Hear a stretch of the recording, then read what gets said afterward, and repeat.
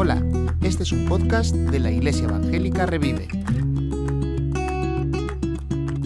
Durante estos casi 2 meses, pues uno ha estado pensando en muchas cosas y dándole muchas vueltas, así que cuando surgió la oportunidad de adelantarlo, pues dije, no hay problema porque está precalentado, solamente hay que darle un par de vueltas en el horno y va para allá.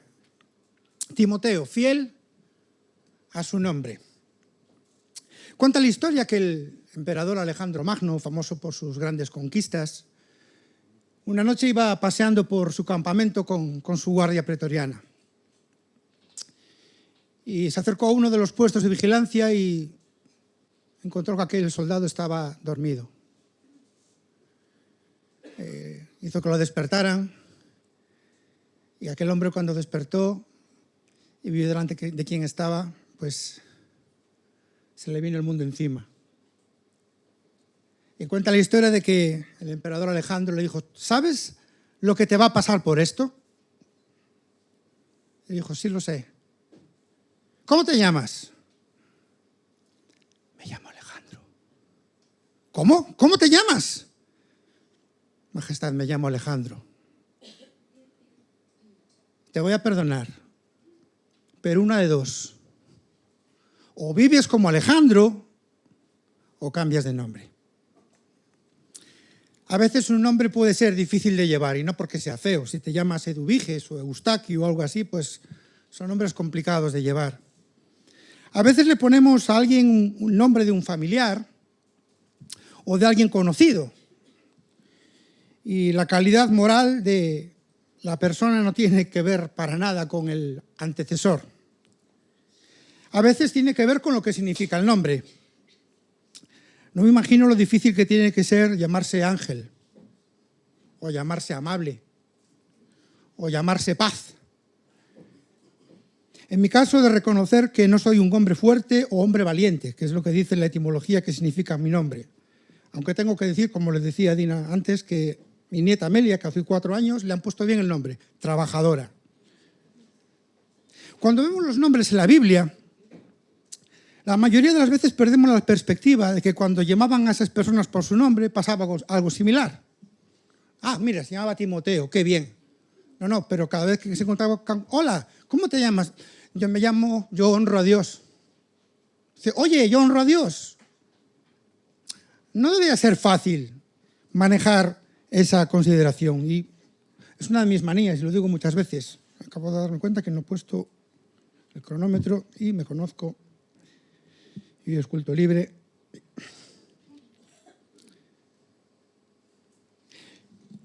En la cultura hebrea y la cristiana, que bebe mucho de esas raíces, el nombre era mucho más que una simple etiqueta distintiva, sino que se convertía en algo descriptivo. Los padres le ponían ese nombre a ese niño o a esa niña esperando que su carácter y su vida estuviera en consonancia con ese nombre. A lo mejor hoy no tenemos ese problema, pero seguro que para Timoteo no fue algo fácil de llevar. Qué gran responsabilidad. Yo honro a Dios. ¿Podemos decir que esta persona realmente fue fiel a su nombre? A la vista de lo que recoge el relato bíblico, podemos decir que sin duda alguna sí. Y ese carácter lo manifestó ya desde sus primeros años de vida. Aquellos que le rodeaban dieron testimonio de ello, y el Espíritu Santo quiso dejarnos algunos rasgos de su historia y de su carácter para que nos sirvan de desafío a nosotros. Y es tremendo pensar que han pasado casi 2 milenios y Timoteo sigue dando honra a Dios con su vida, a través de su ejemplo de vida, de su modelo a imitar, que debe de ser para cada uno de nosotros un desafío. Y hay 3 cosas o 3, bloques en los que quiero pensar en la vida de Timoteo. Una vida amplia, productiva. Es el colaborador de Pablo a quien más se menciona, pero me voy a limitar en 3. Primero, hablar de un linaje enriquecedor. Si vamos a Hechos capítulo 16, versículos 1 a 3 y a 2 Timoteo 1:5, nos encontramos lo que podríamos llamar su libro de familia. Dice Hechos capítulo 16, versículos 1 al 3. Estamos leyendo la Biblia de la traducción interconfesional. Llegó luego a Derbe y a Listra, está hablando de Pablo en su segundo viaje misionero. En esta ciudad conoció un creyente llamado Timoteo. Su padre era griego y su madre una judía convertida al cristianismo. Los hermanos de Listra y de Iconio tenían un buen concepto de él. Y Pablo quiso tenerle como compañero de viaje. Así que, en consideración a los judíos que habitaban en aquella región, lo circuncidó, pues todos sabían que su padre era griego. Segunda Timoteo capítulo 1, versículo 5, dice así, está escribiéndole a Timoteo y hablando acerca de él, pero acerca también de su familia, evocando tu sincera fe. Esa fe que tuvieron primero tu abuela Loida y tu madre Eunice, y que no dudo tienes tú también. Estos pasajes, sobre todo el de Hechos, nos hablan de su padre y de su madre. Lucas no dice en Hechos cómo se llamaba, pero nos lo va a decir después Pablo. Y nos dice que es una mujer judía que se había convertido al cristianismo. Su padre era griego y no sabemos nada más. La impresión que da es que esta persona no era cristiano, pero tampoco era judío, porque como nos dice el pasaje de Hechos, Timoteo estaba sin circuncidar. Así que su madre era una mujer que tenía un trasfondo hebreo, su padre venía de un trasfondo griego y parecía que no tuvo ningún interés ni por el judaísmo ni tampoco por el cristianismo. Pero nos dice Hechos que era una persona conocida, era una familia conocida y todo el mundo sabía quién era Timoteo y todo el mundo conocía quién era su padre y cómo se llamaba su padre, aunque no nos aparezca aquí en Hechos. Por eso decía que es una historia interesante. Cuando vemos los datos que sí sabemos, yo estoy seguro que hay una historia en esta familia que se me escapa y que no aparece ahí en el relato. Porque nos encontramos a su abuela que se llamaba Loida. ¿Loida significa? Agradable. Un nombre hebreo. Sin embargo, su hija se llamaba Eunice. O sea, pues, Buena Victoria. Eunice ya es un nombre griego. Ahí hay un cambio. Una mujer que es hebrea ya le pone a su hija un nombre griego. No sabemos si el abuelo de Timoteo era hebreo o era griego, pero sí sabemos que Eunice se casó con un hombre griego. Un hombre griego que no practicaba el judaísmo. Lo decía San en sus comentarios acertados. Dos culturas. Timoteo vivió empapado de un ambiente judío, pero también vivió empapado de un ambiente griego, tanto por su padre como por la ciudad donde residía. ¿Cómo fue la niñez de Timoteo? Claro, no podía ser considerado como judío, no estaba circuncidado. Pero tampoco podía ser considerado como griego, porque todo el mundo sabía quién era y sabían quién era su madre y su abuela. ¿Es posible que su carácter tímido fuera consecuencia de una niñez complicada? ¿Cómo fueron sus primeros años? ¿Cómo fue su hogar? Me encantaría que la Biblia dijera algo más acerca de eso, pero no lo dice. Pero quedémonos con esto. Dos culturas. Un hogar quizás no muy bien estructurado. Pero nos dice segunda Timoteo capítulo 3, versículo 15, algo muy importante y que tiene una influencia fundamental en la vida de Timoteo, que es su familiaridad con las Escrituras. Y que desde la cuna te han sido familiares las Sagradas Escrituras como fuente de sabiduría en orden a la salvación mediante la fe en Cristo Jesús. Es cierto, su padre era griego y parece ser que no, o da la impresión de que no tenía mucho interés por el judaísmo ni por las Sagradas Escrituras. Pero su abuela y su madre habían hecho que para él la Biblia, el Antiguo Testamento, que es lo que estaba escrito hasta aquel momento, no fuera algo simplemente conocido. No era simplemente una información que había recibido y que, conocía por las historias de del Antiguo Testamento, sino que era algo que era vivido. Y a pesar de las contradicciones que hemos considerado, estas dos mujeres, amaban la palabra de Dios. Y empaparon a Timoteo de ella desde la cuna, desde una edad muy temprana. Así que cuando luego, no nos dice en qué momento, pero cuando el Evangelio es predicado a Timoteo, encontró en él un terreno abonado para que esa semilla del Evangelio diera fruto en un corazón que conocía las Escrituras. Y esto produjo no solamente su conversión, sino también su entrega y su servicio. Hechos 16 nos presenta a Eunice y a Timoteo como cristianos, no nos dice Hechos que Loida la fuera, pero luego la referencia posterior nos dice que sí, que Loida también tuvo esa fe. De manera que, como también decía San, Timoteo ya era un cristiano de tercera generación. Su abuela, su madre, Timoteo. Familiaridad con las Escrituras desde el principio. Y hay una cosa muy importante que pasa en esta iglesia siempre que alguien está aquí predicando, de esta puerta para allá. No mandamos a los niños para atrás para que no hagan ruido. No mandamos a los niños atrás para que estén entretenidos y que no den la tabarra. Para que estén entretenidos y, bueno, nosotros dedicarnos a las cosas más interesantes. O por lo menos así no debiéramos pensar. Los niños están siendo empapados desde la cuna con las Escrituras.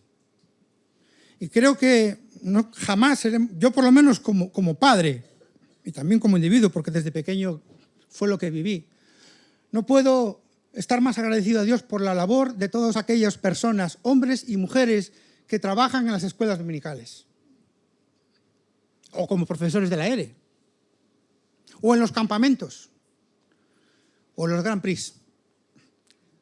¿Cuántos de nosotros no tenemos más que gratitud y agradecimiento? Y creo que es importante que en las familias fomentemos esta familiaridad con las Escrituras, pero también en la familia de Dios, en la iglesia, que conforme a su capacidad, conforme a su edad, les ayudemos a que se familiaricen con las Escrituras. Y debemos orar por ellos, por los niños y por los profesores. Pero no solamente ese linaje le enriqueció con las Escrituras, que ya sería más que suficiente, sino que nos habla también de un ejemplo de vida, tanto de su abuela como su madre. Segunda Timoteo capítulo 1, versículo 5, lo hemos leído también. Evocando tu sincera fe, esa misma clase de fe que tuvieron primero tu abuela Loida y tu madre Eunice. La Reina Valera dice aquella expresión tan bonita, fe no fingida. Y si Pablo le dice a Timoteo, mira, tu madre, tu abuela y tú tenéis una fe no fingida, es que es posible tener una fe fingida. Es fácil ponernos una máscara de cristianos y engañar casi a todo el mundo. Podemos engañar a muchos, pero los de casa no. Es fácil hacerlo unas horas a la semana a la iglesia, poner nuestro traje de evangélicos, coger nuestra Biblia o nuestra tablet y llevarla debajo del brazo y cantar aquí y levantar nuestras manos y súper guay, qué espiritual es este hombre. Pero aquellos que nos ven cada día es imposible. Porque nos ven levantarnos por la mañana con el humor que tenemos. Son los que nos ven llegar a casa cuando estamos cansados y a lo mejor empezamos a hablar como lo debemos de nuestros compañeros o de nuestro jefe. El ejemplo de vida de Loida y de Eunice hicieron una diferencia en la vida de Timoteo. Y sin duda alguna, y no voy a contradecirme, es importantísimo lo que esas mujeres le enseñaron de la Biblia. Pero difícilmente hubiera sido eficaz sin el respaldo de su vida. como os decía antes, demasiado tiempo para pensar. Y una de las cosas que he pensado en este tiempo es, ¿quién fue la persona de mi familia que más influyó en mi vida espiritual? Creo que nunca he hablado de esto. Mi abuela materna. Mi abuela Matilde, que está con el Señor. No me pudo enseñar mucho de las Escrituras porque era analfabeta. No sabía ni hacer una marca. Cuando iba al banco, pues tenía que poner el dedo. No sabía. Cantaba los himnos de memoria. No me pudo enseñar muchos versículos. Pero su ejemplo de vida, ahí es su ejemplo de vida. Y si estoy aquí hoy, pues en una parte es gracias a ella. Así que la importancia de las Escrituras, la importancia del ejemplo de vida. Pero no quisiera acabar esta parte sin dar una palabra de ánimo y aliento a aquellos y aquellas que tenéis hijos, que tenéis nietos, que os habéis preocupado porque estén familiarizados con las Escrituras, que a pesar de vuestros errores y de vuestros fallos habéis sido un ejemplo de fe no fingida. Y sin embargo han tomado otras decisiones. No son matemáticas, nos gustaría, ¿verdad? No son matemáticas. Y seguro que muchos de los que estáis aquí o de los que estamos aquí, pues tenemos este aguijón. ¿Habré sido yo? ¿Habré hecho algo mal? ¿Le habré enseñado poco las Escrituras? ¿Habré sido de poco ejemplo? Porque a veces ves a tu alrededor y, sin querer criticar a nadie, pero ves otras familias donde no ha habido ese amor por las Escrituras, donde quizás no se ve ese ejemplo y Dios ha hecho el milagro. Ahí está el secreto, es que Dios tiene que hacer el milagro. Así que quiero daros unas palabras de ánimo a todos aquellos que estéis batallando con esto, y seguro que hay gente aquí o a través de las redes. Debemos entregarnos a hacer estas cosas, pero el milagro lo hace el Señor. En segundo lugar, encontramos unas limitaciones específicas.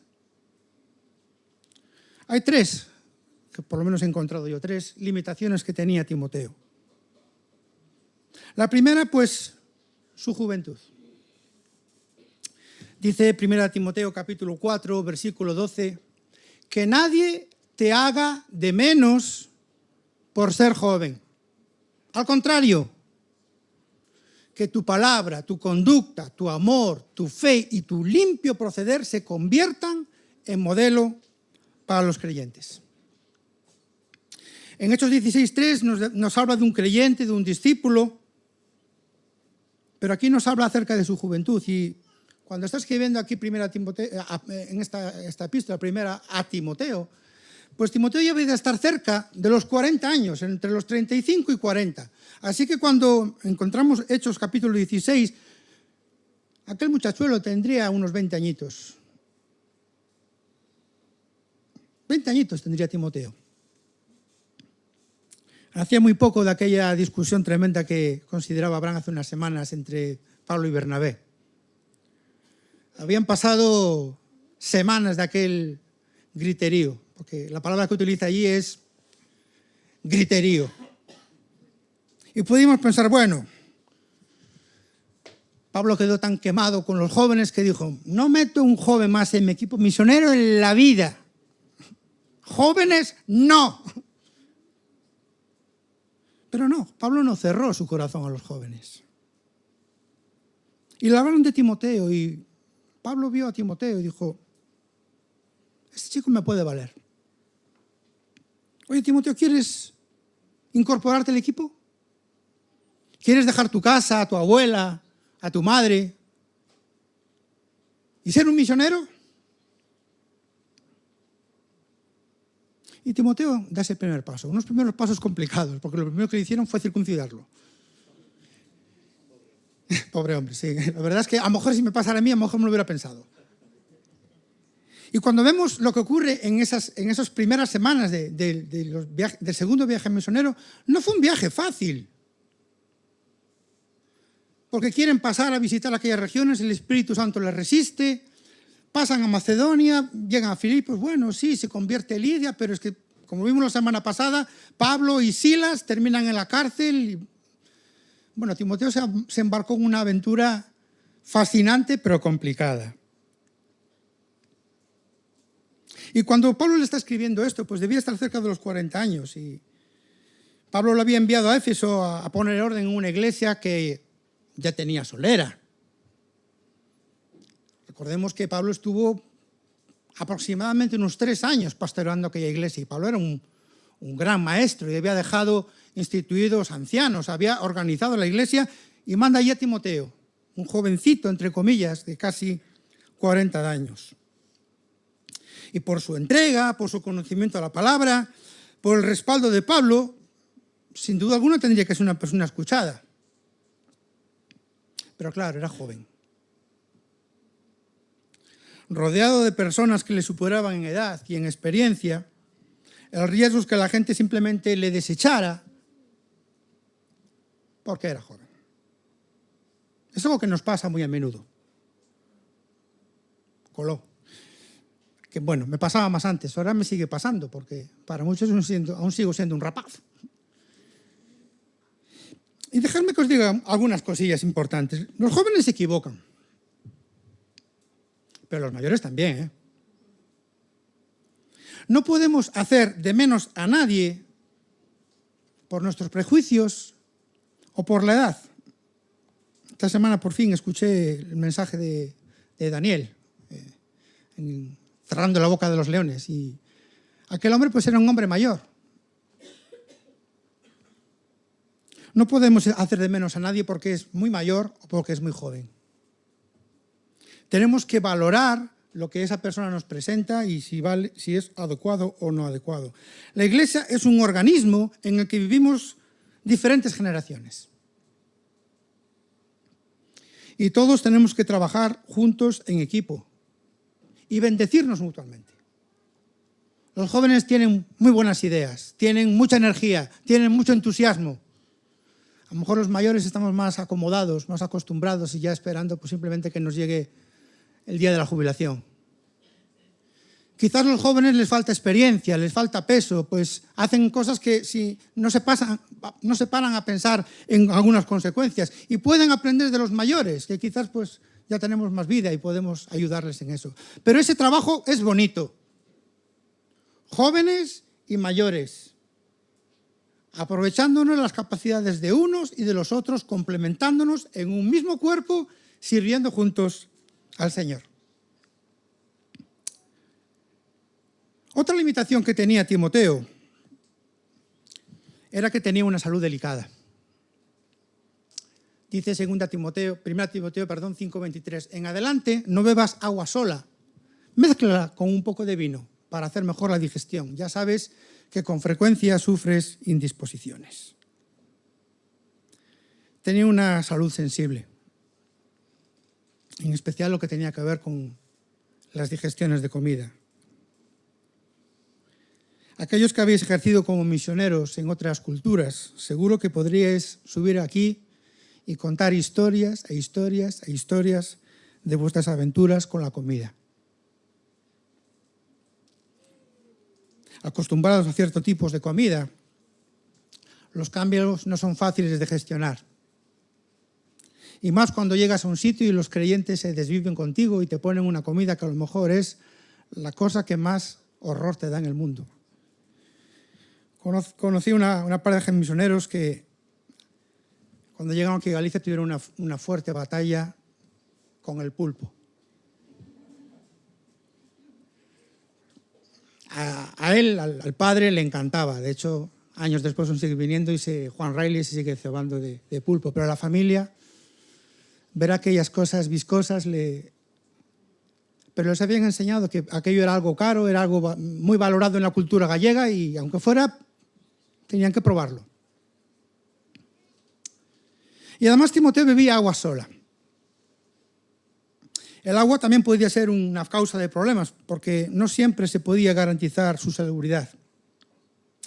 Como se preguntaba aquel miembro del Frente Popular de Judea, ¿Qué han hecho los romanos por nosotros? Pues una de las cosas que los romanos trajeron fue el agua, los acueductos, las fuentes. Aquellas ciudades que eran colonias romanas tenían un buen abastecimiento de agua y de agua de calidad, pero no ocurría en todas las ciudades. Así que Pablo le dice, mira, para hacer mejor la digestión, pues no bebas solo agua, porque vete a saber lo que trae. Échale algo de vino, que algo matará a los bichos y así podrás tener una digestión un poquito más plácida. Pero tenía una limitación de su salud. Su salud no era muy fuerte. 2 Timoteo capítulo 4, versículo 5 nos dice también que había ciertos dones que no tenía. 2 Timoteo capítulo 4, versículo 5 dice así. Pero tú permaneces siempre alerta. Proclama el mensaje de salvación, desempeña con esmero el ministerio. Dice la Reina Valera, haz la obra de un evangelista. Y si habéis escuchado a Abraham hace unas semanas hablando de Bernabé y me escucháis ahora, veréis que hay una cosa que coincide. Hemos tenido una conversación hace unas semanitas muy provechosa, por lo menos para mí, sobre el tema de los dones. Siempre he entendido que los dones espirituales, salvo algunas excepciones, no son solamente para unos en especial, sino que son para todos. Es cierto que los talentos naturales, que la intervención del Espíritu hace que tengamos carga o inclinación hacia una de esas áreas, pero no debemos desechar al resto. Bueno, yo soy maestro de la palabra. ¿Viene aquí alguien que hay que evangelizar? Ah, no, mire, yo no soy evangelista. Vamos a buscar, a ver, ¿quién es evangelista? Tú. Creo que es importante que reconozcamos nuestro don o nuestros dones, y ahí estoy peleándome con cosas que no sé si son don o si son ministerio. Sigo peleando. Pero da la impresión de que Timoteo no tenía el don de evangelista. 1 Timoteo 4:14 y 2 Timoteo 1:6, nos lo vamos a leer, nos habla de que él tenía un don reconocido, tanto por su iglesia como por Pablo, y nos habla ahí de profecía, de que había sido profetizado y que se le impusieron las manos, y da la impresión de que Timoteo tenía una carga especial y que era especialmente efectivo en la exposición de la palabra. Encaja, era un hombre empapado en las Escrituras. Pero el riesgo que tenía es que, bueno, como lo mío es la enseñanza, pues que evangelice otro, que otro reparta, que otro organice, que otro pues tenga el don de misericordia. Dice, no, haz la obra de evangelista. La iglesia como cuerpo se complementa. Es una cosa que a mí me alegra y me tranquiliza. No todos tenemos los mismos dones, pero Dios se preocupa y se ocupa a colocar a personas para que todo el cuerpo esté completo. Podríamos pensar, bueno, para ser alguien útil para el Señor, pues tienes que ser una persona perfecta, sin limitaciones, todo virtudes, ninguna carencia. Mal asunto.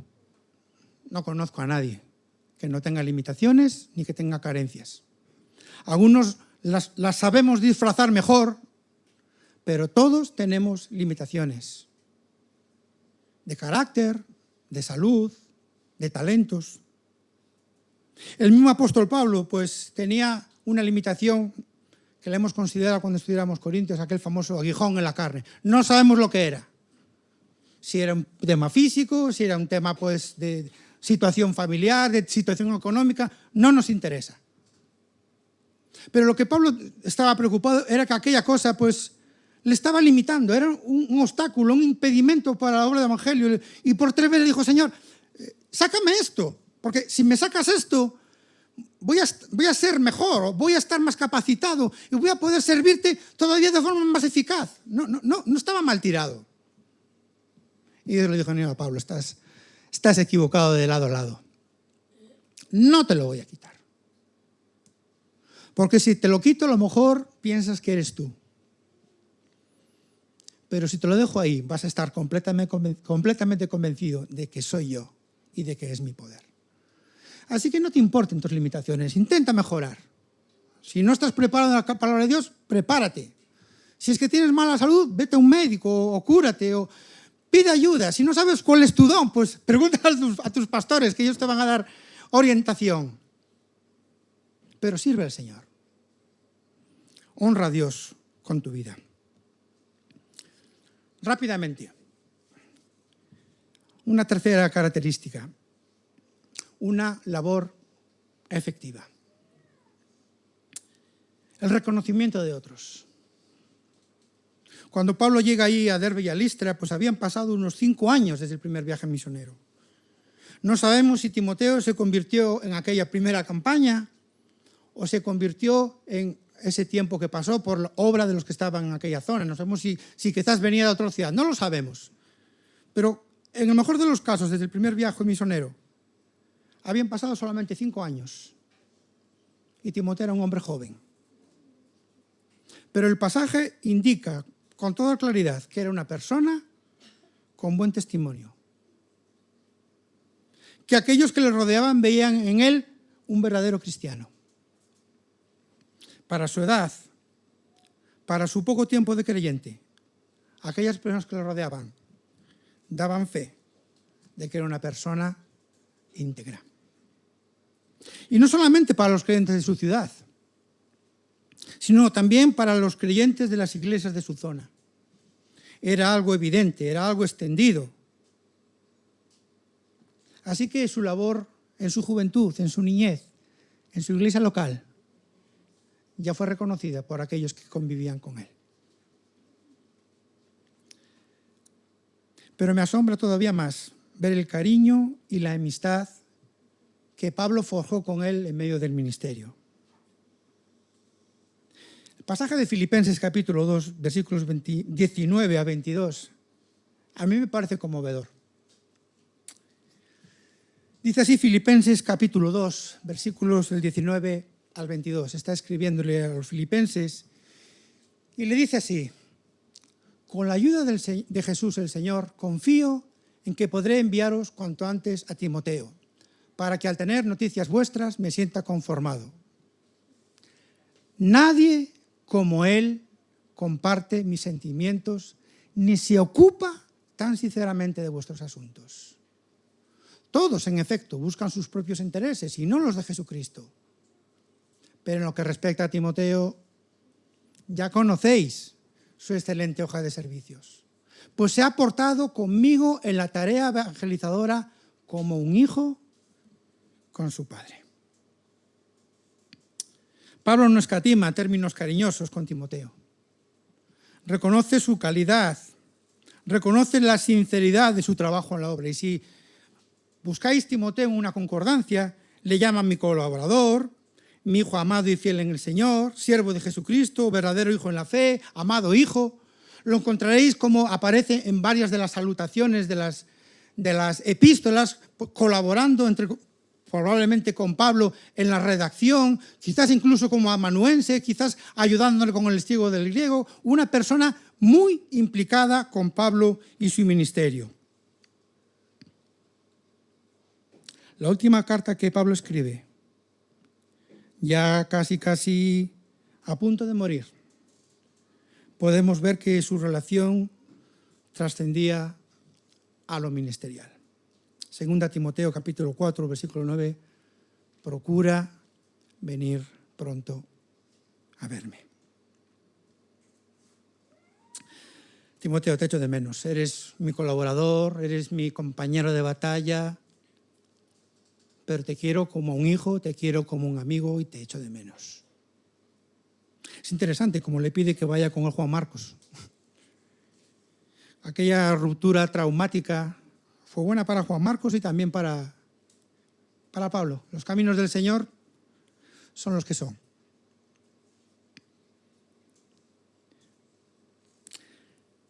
Servir al Señor juntos es algo que une.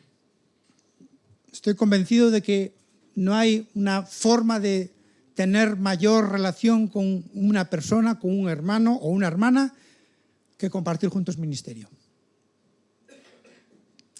Las personas que más influyen en mi vida, las personas que más me aportan son aquellas con quienes tengo el privilegio, con mayúsculas, de compartir ministerio. Y doy gracias a Dios por ellos y por ellas. Pero doy gracias a Dios porque no solamente puedo tener una relación de compañerismo, de estar ahí hombro con hombro peleando la batalla, sino lo bonito que es poder tener una relación de amistad, de cariño, de ternura, con aquellos con los que compartimos servicio y ministerio. Poder ponernos a ver las estrellas, o charlar sobre series o películas, o jugar al pug, o tantas cosas. Puedo decir que no solamente tengo compañeros, sino que tengo amigos. Y creo que eso es algo precioso y que debemos fomentar. Así que este es Timoteo. Yo honro a Dios. ¿Quieres honrar a Dios? Buena cosa. Necesitas un linaje enriquecedor, necesitas una iglesia. Necesitas estar con personas que aman al Señor como tú, que van a compartir la palabra contigo y que te van a inspirar también con su ejemplo. Necesitas conocer tus limitaciones, intentar superarlas, pero a pesar de ellas, poner la mano a la obra. El tiempo dirá si tu labor es efectiva, si aquellos que están a tu lado reconocen tu trabajo, se identifican contigo y disfruta del ministerio, de servir al Señor y de pasarlo bien con aquellos que comparten ese trabajo. Que el Señor bendiga su palabra. Espero haber sido de bendición, espero haber sido justo con la vida de Timoteo. Así que voy a dejarle sobre Marta ya y luego ya terminemos. Gracias por escuchar este podcast. Si quieres contactar con nosotros, escríbenos a iglesiaevangelicarevive@gmail.com. Puedes encontrarnos en Facebook, Instagram y YouTube.